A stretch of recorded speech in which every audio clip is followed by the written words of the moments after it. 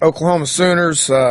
It's gonna, these guys will be a tremendous challenge. I mean, they're a very storied program that is extremely well coached. I think Bob's been there for 14 years and won many championships. Got great players. They develop them well. They recruit well. It's a very structured program. You're talking about a place that has won 7 national championships and 7 Big 12 championships, so they're used to winning. Always have been known for their defense.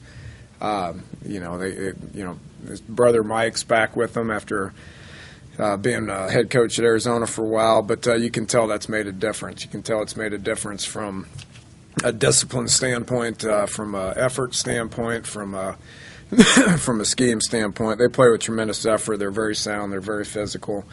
Very talented. All those things exist with their defense. Very talented in the back end. There's going to be one-on-one matchups everywhere. Not just like from a coverage standpoint, but from an up-front standpoint. I mean, they're going to be one-on-one matchups everywhere, and they're going to take pride in the fact that they're going to win those one-on-one matchups. Got 2 great safeties, tackle well. They lead their team in tackles, so. Very good on defense, just as talented on offense. Everything starts with their quarterbacks. Landry Jones seems like he's been there for 6 years. I remember him in high school. Came out of New Mexico, came to our camp. Very talented, big kid, great arm, winner. And then they put in the bulldozer. That's their backup, who poses different problems. Is obviously a runner. Will do wildcat stuff with them. Probably as talented group of receivers that we faced all year, possibly in the country. Kenny Stills has been there for a while and is good. They've hit 2 home runs on 2 transfers. The Brown kid from Penn State and the Saunders kid from Fresno are special, and so they got tremendous depth and some capable running backs. So will be just as much of a challenge on offense. And then special teams, they're probably the top special teams unit in the Big 12. And it goes back to just having a lot of depth. They have, they got a whole bunch of people that could start anywhere in the country. So when you have that kind of depth, that makes them good on special teams. They got 2 good return guys, and take it very seriously. So it's a challenge that we're looking forward to. We encourage everyone to come support the team. Kids are playing hard. Guys are motivated. They're, we're ready to get back to work today. Understand the frustrations that have existed, not only with the team, but coaches and players as well, frustrated, and we're going to get back to work. Thought our approach last week was good. Thought we had good work last week. Thought we traveled well. Thought we wanted to play. We just made too many simple mistakes that prevented us from winning the game. So we will get back to work, and looking forward to a good week of work and then a great atmosphere Saturday night in Morgantown. With that, we'll take some questions. Does it help having Oklahoma coming in? Obviously, like you said, a storied program, a top 15 team right now. Do you feel like that helps kind of center the guys and focus them in more than if it was a team that's struggling? Yeah, I mean, as many challenges that exist with Oklahoma, I don't see how it can help. But I don't know. I mean, we came back to work Sunday and we got back to work. I mean, that's. I don't think anything was wrong with our approach. So our approach is going to be the same this week, and we're playing a challenging team, just like we faced a challenge last week. At Oklahoma State was a challenge, and we didn't play enough. We didn't play well enough to win. So, we will get out there and practice hard and put them in position to hopefully make some plays and catch some breaks to where we can win this week. Have you ever been through a 4-game losing streak like this before in your career? No, I haven't. Not a lot of fun for anybody. So, but the only way to get out of it is to work hard. So that's what our coaching staff's doing. We put in a long day Sunday. We put in a very long day yesterday, and we're put in a very long day today to get out there and work hard. It's the only way you're going to get out of a losing streak. But we understand what the challenges are. We're realistic with them. We're recruiting hard. We're managing the team hard. We're went in the weight room where we lifted weights hard, not us personally, but the team. So there's only one way to get on track. There's only one way you can win in college football. I don't care what conference you're in. The only way you win is by hard work. So we're going to work hard. You mentioned junior high mistakes after the game. You mentioned simple mistakes again today. How much of that can you coach, and how much of that is on the guys to know when to be in the right spot and know when to do the right thing? How do you coach simple, basic, fundamental stuff like that? It's coaching. We got to coach it. What's sad about the special teams situation is obviously it was embarrassing.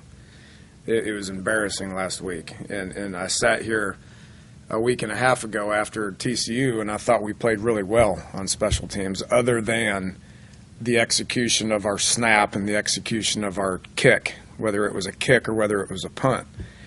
Well, and we worked hard on that all week. And if you look at the execution of our snap and our kick, we were really good. And our snap and our punt, we were excellent. Bittenkurt responded and probably had his best day that he's ever had here. And De Palma snapped and did his job and ran downfield with a tremendous amount of effort. With that said, everything else was bad. Everything that I said was good turned bad. So we went out Sunday night and we worked on fielding punts, and we worked on the Peter call where, Tavon does this and everybody runs away from the ball, which is what a Peter call is. The kickoff return when Quinn, who's special, their Oklahoma State's guy was special, but he put some stuff on the ball. Well, we have to make decisions whether we field it or we make decisions to get out of the way and let somebody else field it. And we worked on Tavon in the back and Stedman in the back of fielding a kick. It's a live ball, field it, and run forward. And the guys covering the punt, they get inside the 5 and they see the ball and they catch it and they down it before it goes into the end zone. So we worked on that. It's all elementary stuff, so we worked on it. We put them in those positions, and we worked on it. Was it frustrating? Yes. Should we have to work on that? Yes, I guess we did, and we kind of took some of that stuff for granted, which I take the responsibility from that. The bounces were weird. Did you said Sharp put English on it, I guess? Did he really manipulate the ball? He did, but, and maybe he's that good, but – we tried to do it, and when we tried to squib it, it went like 10 yards, So we worked on that too. We worked on our kickers, putting their foot on the ball and it going downfield. Given the problems you've had defensively, how much has that influenced the amount of times you've gone on fourth down and some of the situations that rather than playing field position football? I looked at all 7 times. Not much to answer your question. It's our job offensively to score. It's our job to keep going forward. If you look at all 7 of them, there was only one of them that I questioned, after the game, and that was the one in the fourth quarter that we were backed up, I think, on our 35 or 40, somewhere in there. Looking back at it, I kind of questioned that one a little bit, but I think at that point we were down 14. They had just had an 80-yard score, so made the decision to go for it, and we didn't get it. Other than that, the other 6, I'd do it again. We're talking about again in that 35-yard line, which we scored with Paul, which that was 4th and 12 on the 35. I didn't feel good about the field goal because of the wind. Didn't feel good about the punt because you have a chance at only gaining 15 yards. So we took a chance and it worked out. And then a couple of the goal line ones. We got to, 3rd and short, 4th and short. We got to be able to get it. If we're going to be successful offensively, we got to be able to get those. And kind of regret one of them. So I don't want to get in the habit of going for it on 4th down 5 to 7 times a game. Do not want to. And if you look back at the games, there's been a couple of times this year that we've done that. But over the course of the 20-some games since I've been here, that hasn't been the norm, and don't expect it to. But it's all the situations. The situations dictate that. Now that you had a chance to go back and kind of look at it, can you evaluate your defense, what you guys did against Oklahoma State, and do you feel like that was a step in the right direction for those guys? Yeah, still too many mental mistakes. More mental mistakes than physical mistakes.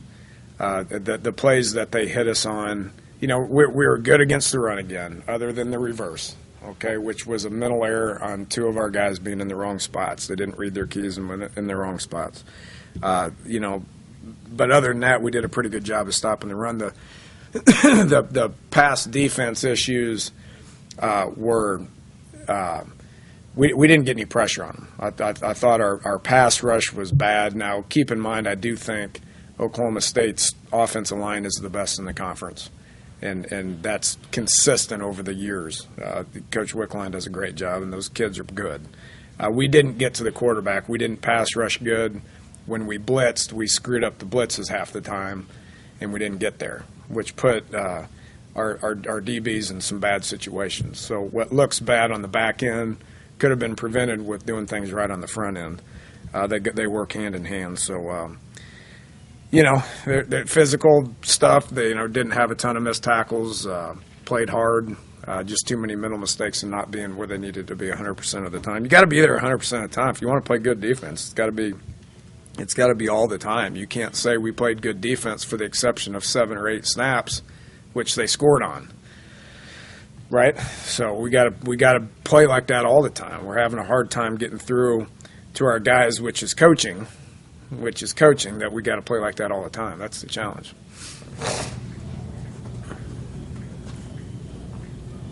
Danny, your run game was pretty good in the first part of the season. Statistically, hasn't been as good lately. Is that a big issue offensively for you guys? Do you have to be better there to be effective? It's a huge issue. And we're going to work hard on it this week. We did a poor job of establishing the line of scrimmage. Look at all our 3rd and shorts. We got no push. We got none. I mean, we were garbage on 3rd and short, 4th and short when we handed the ball off. That's it's a combination of just not controlling the line of scrimmage up front and not having good enough running backs to be able to get the yards that we need. So you blame it on what you want to.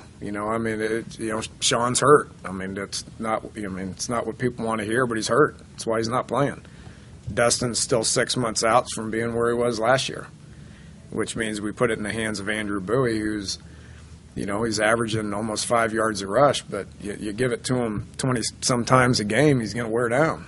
He's not that type of guy that can handle that many carries. So we're working extremely hard to recruit about 5 or 6 running backs that can come in here and give us help.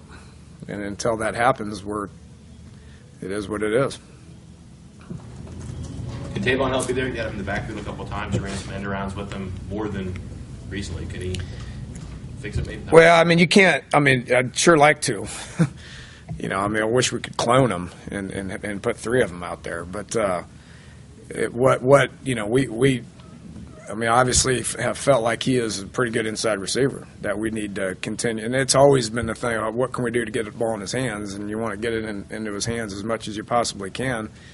But with that said, his trade's been being an inside receiver for 4 years now. So, we'll continue to try to come up with creative ways to get him the ball because he's as dynamic as there is in college football when it comes to him having the ball in his hands. Did it seem to you last week that Oklahoma almost ceded the run to Baylor? Not last week. It's every week. They do the same thing every time. They do the same thing every time. They're gonna play a 4-1 or a 4-2 front, and their safeties are their fill guys. And if you remember what Baylor does, Baylor spreads you all over. They go from way out there to way out there, and so they're going to line up like that, which means they're going to rely on those people in the box and those 2 safeties that come down to stop the run. There's going to be people in space. Baylor does as good a job as anybody in the country of putting people in space. I feel like we do a pretty good job of putting people in space. And then once those guys are in space, it's about making some people miss. And Baylor did a pretty good job of making some guys miss. Part of what Oklahoma does, too, is just play straight up in the secondary, which is something you've not seen. Correct. Really all season, I don't think. Correct. Is that encouraging to you simply because everybody seems to have, I want to say a formula for stopping you, but everybody's been stopping you lately the same way? This poses different challenges. It poses different challenges. I can assure you it poses different challenges. I mean, there's one-on-one matchups. I mean, are our guys going to be good enough to win those one-on-one matchups? I mean, we'll see Saturday night. And it's not just you think of a one-on-one matchup. You're not just looking at like one receiver having to beat one DB. I mean, you're looking at 4 receivers and potentially a running back that have to win those matchups, and then you got 2 safeties that do what they want to. They still got help over the top. And then there's 4 people up front, and then they add the backer, which is a fit guy up front. So there's 5 people. Well, there's 5 linemen, 5 people. They got to win that one-on-one matchup too. So it boils down to they think they got better players than who they play, which is why they're pretty good at that scheme, because they got pretty good players. This is probably not the right time to ask this question being in a 4-game losing streak. But you've got 2 guys that are semifinalists for the Blitnikoff Award. You've coached receivers that won that award.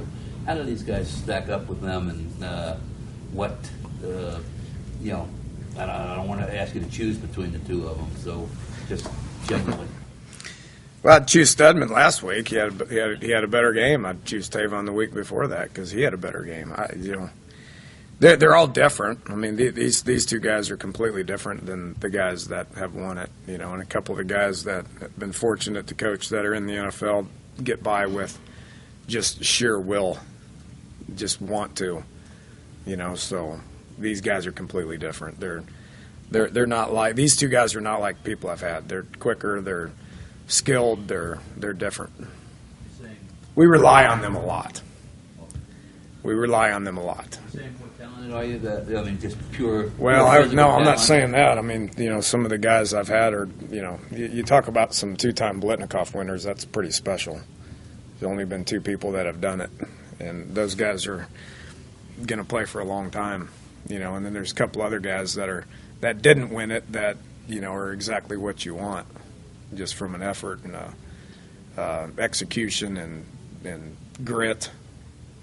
So these guys are just so much different than that, so we target them a lot. They need to have the ball in their hands a lot, and there's a reason for that. Is Pat Miller still with you guys? Mm-hmm. Is there any indication that might not be the case this weekend? Nope. Hope he gets out there and practices hard and gets better. We need him and a lot of other people to get better. So hopefully they take the coaching and get better. Can you speak to some of the receivers that you had kind of get some plays last week that obviously aren't normally in the mix? Yeah, effort, really good. Just that what I'm talking about as far as what needs to happen on every position involved is guys that it means a whole lot to, which was really proud of how you got to take a guy like Connor and Ryan and Cody Clay, who's been a fullback for the last 7 or 8 weeks, and we lined him up out at receiver, and he ran routes, and I don't think he got targeted ever, which you probably ought to target him because he's a big body, but just sheer effort, grit, want to. It means a lot to him. Those were 3 of the most disappointed kids in our locker room after the game. We need more of that. We need more of that to exist. I was proud of how they did that. Is there anyone else you're kind of keying in on this week to kind of do that? Obviously, with a little bit of a depth problem there now. At receiver? Yeah. I can't manufacture new people. That's what we got. Is there a temptation? I mean, I know it's really late in the season, but guys that are currently redshirting are There are not many of them. there aren't many of them. But is there any temptation to? Would you ever consider it at this point, or the guys who haven't played yet, they're not playing? I mean, it'd be pretty hard at this point. There's just not many of them. I mean, if they would have been ready, then they would have got pulled a couple weeks ago. Paul Millard, I mean, the kind of sample size we've seen of him in games is obviously pretty limited. What, him and his future, I mean, when you see him out in the game compared to what you see at practice, I guess can you explain his potential at that position? Or Yeah, it's kind of what you see in practice, too. He gets out there, he throws an interception or a touchdown. We need a little bit of consistency to happen for him to be a productive football player. Was proud of how he went in there. He didn't bat an eye. He ran in there and he called the play, didn't flinch. He took the snap, he worked the pocket, and he threw a great pass.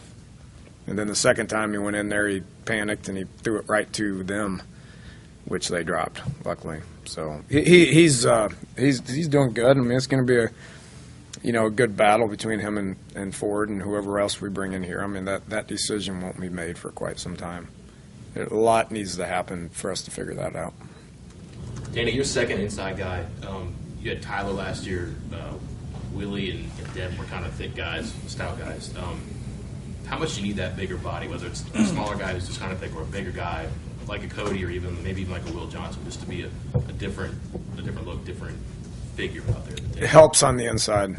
Yeah, it helps on the inside. Texas Tech's inside guy, 22, who hasn't played since we played him, unfortunately. Because we watched Texas Tech and OU's defense. I studied that a lot this week.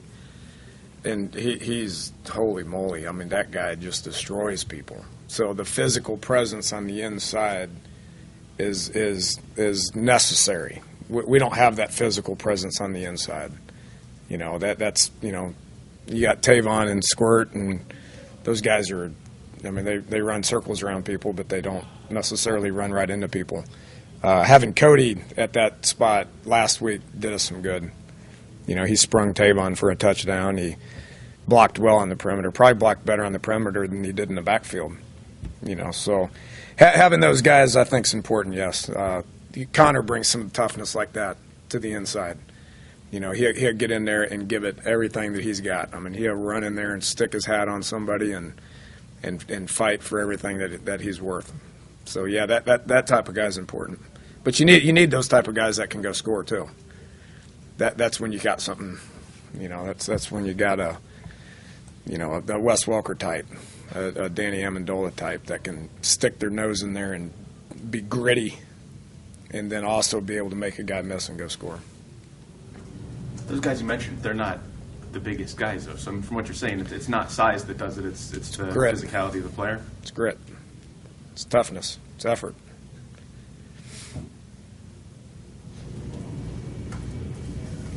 I know you've talked a little bit about going after some junior college guys looking forward. How do you evaluate that in the sense of, obviously some of them are there for, size reasons or grades reasons, that kind of thing. I mean, is there a trick to kind of determining who's going to be a fit for your program? Yeah, it's just evaluating. We've sent coaches all over the country to go to schools to ask questions, to get transcripts, to watch practice or watch games, identify your needs, and then go recruit them. Everybody in the country's got needs. I can assure you that. So, you do it just like any other high school. I mean, just like you go recruit high school guys, it's just all evaluations and trying to figure out what your needs are and then identifying if they fit the needs or not, which is a little easier said than done.